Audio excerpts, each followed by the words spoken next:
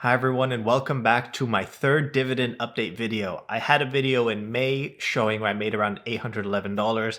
I had a video in October showing I made $1,211, and now this final video is around $1,157 for the month of December. This is my third and last video on dividends. I'll go through why at the end, why this is my last dividend income video. Let me go through quickly. I'll go through the monthly, and then I'll show you what I made for the quarter as well. So starting off at the very bottom, December. Enbridge, I made $376 on Enbridge. Fortis, similar company, I made $44. Johnson & Johnson, I do still think this is the best company I own, but I will be getting rid of it. I made $11 US. So I'm going to include a counter on the video, but I'm going to be converting it to Canadian, which is around 1.3 times. So that's why you might see the counter go up by $14 whereas it's only 11 US. Choice comes up twice because I own it in a taxable account and a tax-free account. So you'll see Choice $39.90 and then $19.90. This pays monthly. First Capital, also own it in two separate accounts. They pay monthly, $11 and $12. Killam REIT, $13. Northwest, $79.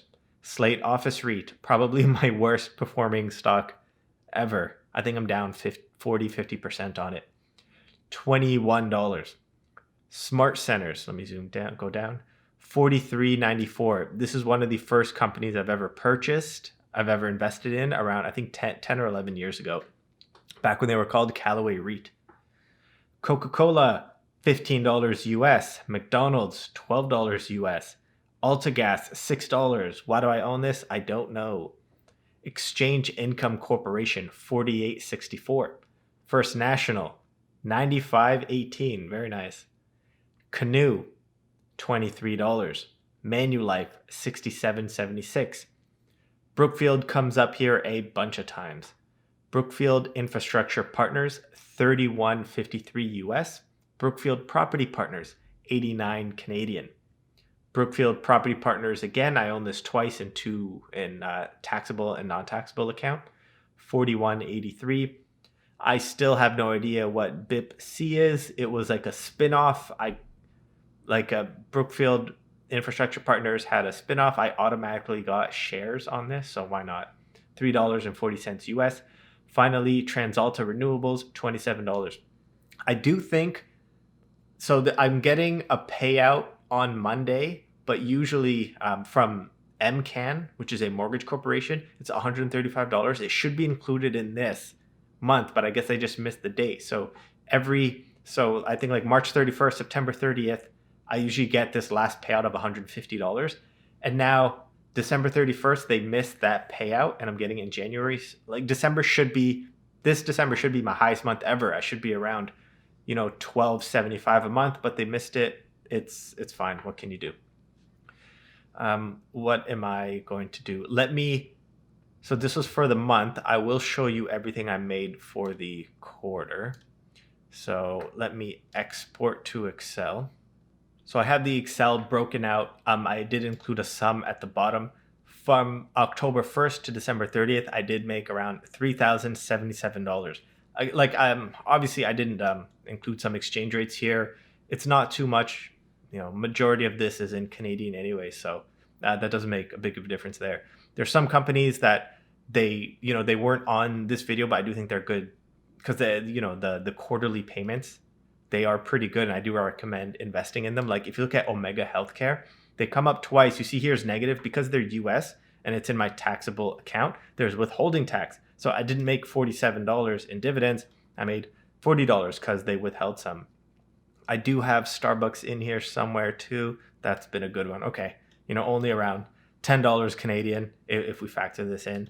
So it's been a good quarter, I guess. What do I think I made a year? I think I made, what is this? Times 4.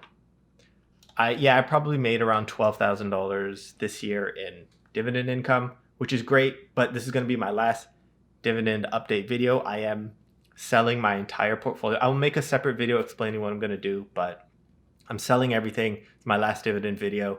I do make more trading options. I have a different path I want to go. I like dividends. They're good for passive income, which is what everyone wants, but I do think I can make more on options and going growth stocks only. This is this is where some of the hypocrisy comes in. I made a bunch of videos recommending stocks that I owned. So I won't, I didn't want to recommend anything I didn't own or wouldn't invest in myself.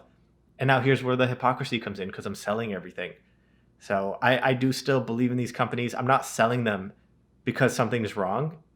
I'm just selling them because I need to allocate my funds somewhere else. So I hope everyone can look past that little bit of hypocrisy. And I will continue making videos on dividend income. It's a great passive portfolio. It's a great way to make some passive income, even when the whole economy is in a pandemic, when, a lot of these, I don't think many companies cut their dividends. I can only think of one that cut their dividends when everything tanked. So while everyone's growth stocks were tanking, mine were kind of holding steady. I was still earning some income. So if you rely on these, these companies are pretty good. The only one that did tank, my biggest mistake, was Slate.